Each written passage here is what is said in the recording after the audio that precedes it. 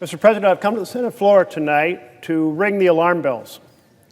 We're in the most perilous moment, the biggest threat to our republic since the Civil War.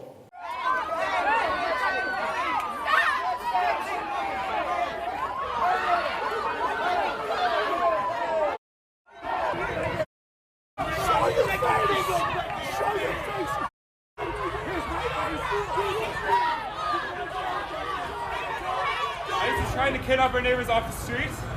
That's Walker and Harold. I was standing in a crosswalk. We cannot stand as New Yorkers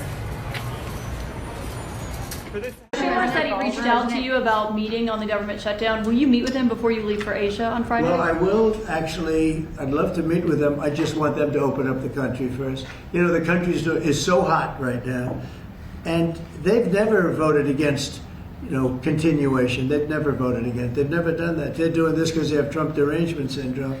But I would love to meet. I would like to meet with both of them. But I set one little caveat.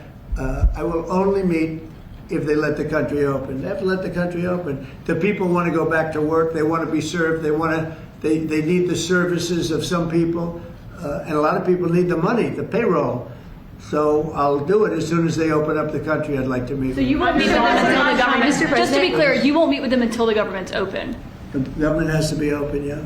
Mr. President. You know how long it would take for them to do that? Just say, okay, government's open, that's it. There is nothing. How long They're do you not think this could negotiating. go? What they're doing is saying they lost the negotiation, and when we got the great big beautiful deal done, they lost that negotiation. Now they're saying, well, we want to get some of the things we lost. But the problem is the things they lost are very bad for our country. Right now, under the leadership of Senate Republicans and President Trump, the federal government is entering its fourth week of the shutdown. Tonight, we'll officially make it the second longest shutdown in American history, the longest total government shutdown in history. Mr. President, I've come to the Senate floor tonight to ring the alarm bells. We're in the most perilous moment, the biggest threat to our republic since the Civil War. President Trump is shredding our Constitution. Is it okay for mass federal agents to arrest people off the street because of their skin color or their accent? No way, not in a free America.